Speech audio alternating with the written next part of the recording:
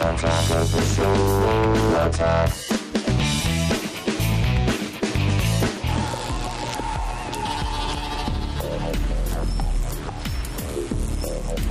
First of all, please welcome James Cameron back to the program, everybody. Thank you. Okay, so again, pardon my ignorance when it comes to 3D. I mean, you're the master on all this stuff. The top guy shoots the red and the bottom shoots the blue? Or how does I think you know my opinion on the red-blue I saw what you did to Jungle system. Pet. Yeah. Exactly. You look pretty good with the camera. Thank you very much. You got potential. I held that thing with more care than I held my newborn nephew. Well, you know, how many bababies are there in the world, and how many Bruises of these? heal on Come babies. I rest this my thing, case. yeah, exactly. So this is one of the Cameron Pace rigs. What's this particular rig called? Do you know? Well, you know, we call this a beam splitter rig or a mini beam splitter okay. rig, and it's set up inverted so that we can use it handheld. It can go on a steady cam like this or whatever. You know, this particular rig, different camera sensor and different lens, but this rig was used on Avatar, okay. and I did a lot of handheld shots on Avatar. And this was something that was created for that the movie, yeah, exactly. I mean, we had been working on the Fusion camera system prior to that for about 7 years, and then the final configuration, you know, which this is, was made for the movie. And now, whenever I see, like at CES, people were showing off 3D cameras, 3D camcorders, 3D everything, and it's always this side-by-side lens configuration. It's a huge mistake. You see, they're making the same mistake that we made back, you know, 8, 9 years ago, which is, oh, you just put two cameras side by side and you've got it. Well, human vision works that way, but when you're watching a movie, it can't work that way. Because you can't adjust the stereo space after it's baked into the image when it's been shot by the camera guys a year earlier or whatever. And it'll rip your eyes out of your head if you try to shoot everything with the two lenses side by side. So the beam splitter allows you to essentially have the two lenses go inside each other.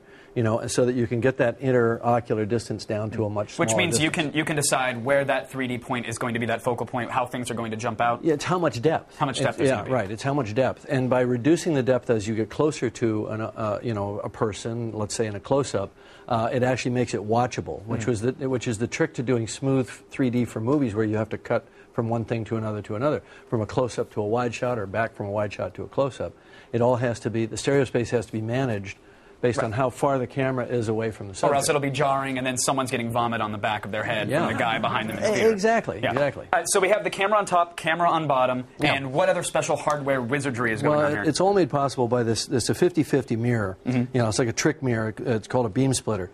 And by moving, like this camera will move back and forth. I'm going to do it by hand here because this is not energized. And Mr. Captain, please be careful. This is very expensive. This is my baby. Okay, I get to do it. So if you, I don't know how well you can see this, but this camera is sliding back and forth. That adjusts your interocular distance of the two lenses.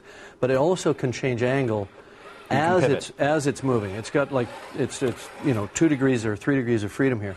And that allows you to control your convergence, which is, you know, where you're looking within the frame, where the sweet spot of the 3D is. And it's a 9-axis motion control system, silent, fast, and it weighs 28 pounds. It's incredible. And both cameras have to be doing the same things in terms of zoom and focus and whatnot at the same time, right? So you've got hardware to control that? Yeah, so these lenses have to be, they're all driven by servos. The zoom, focus, iris, everything's driven by servos, and they have to be finely calibrated to each other, so they're doing exactly the same thing at the same time. I held this thing for 5 seconds to tape the intro before the show. Try shooting a movie with it. I mean, did your camera guys just hate you by the end of this project? I was the camera guy. Did you really handle this thing? Yeah. I operated all the handheld shots.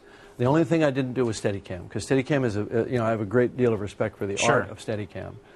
So we. I have a new deal of respect for you, sir, because I could not hold that thing for 15 seconds. That was quite the burden, as light as the rig is. So. Well, the good thing about it is, as a director, you don't have a choice. Once the camera's on your shoulder, you're going to do the scene. You got to go, right? Yeah, exactly. And so you could take this rig, snap it off, throw it on your shoulder. Yeah, sure. Do you want to do that? I can show you what it looks like. Yeah, if you don't mind. Need a little help here. Hop on in, guys. All right, so. Hold the pit crews, ready? Okay. This is like indie pit crew stuff here. All right. All right. So Nathan's going to snap on the shoulder pad. That's really please just don't a end up on break.com. Everything that's happening. There you go. Okay, so that is it. Now you're Now we don't have. Here's our grips. This is configured more or less the way it was on Avatar. And you've got controls there for your fingers as well? Yeah, I've got my zoom control is a thumb toggle over on this side, so I can set my focal length, my size, and you can You know, it's really nicely balanced. Yeah. You can tilt up, tilt down. If you tilt way down, then I'll usually go to that kind of. And you'll grab it there? Yeah. This I feel like you're about to shoot a bolt of plasma at me, though. Like, this is... Everybody back! Yeah, exactly. Nobody move! So, I mean, what grueling shoot day-wise, was there a particular take that was just damn near impossible to hold this camera and get it going? You know, I think running with it is the hardest thing, you know. And there's a scene where Jake, or actually where the troopers are running down the ramp of the shuttle, and I was running down with them.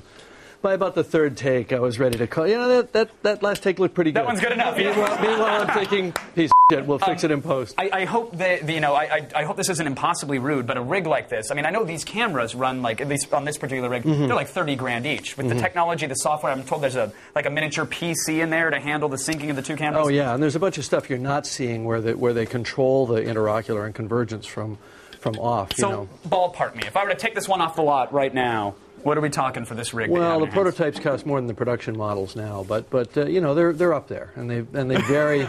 They vary depending on exactly what they can do. When someone says they're up there, that means I can't afford it. I'll stop asking. Exactly. Now, James, think a couple of Ferraris. You know. Oh yeah, that's fine. Yeah, then I won't vacation in Cabo for that week. So you have the rig here. This is Gadget Prawn, so we like to assign a rating to some things. The camera, the technology. Nathan, you sounds want to impressive. You guys want to take the camera? Yeah. So Nathan is going to just hold the camera so we can all admire it. Yeah, so the camera is, to say the least, impressive. I appreciate the walkthrough. But most camcorders we see these days, they have features like smile detection.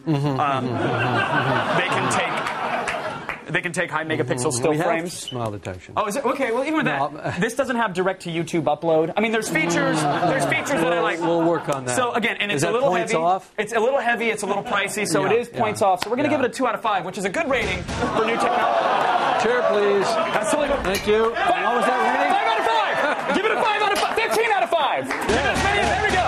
Now you're talking. Thank you, Nathan, for showing off the rig. Appreciate it. James Cameron and Case Camera, thank you guys for being here. Keep the chair back in theaters. You got another chair. We're going to be chairless. Go see this ready. Thank you so much. Mr. Cameron.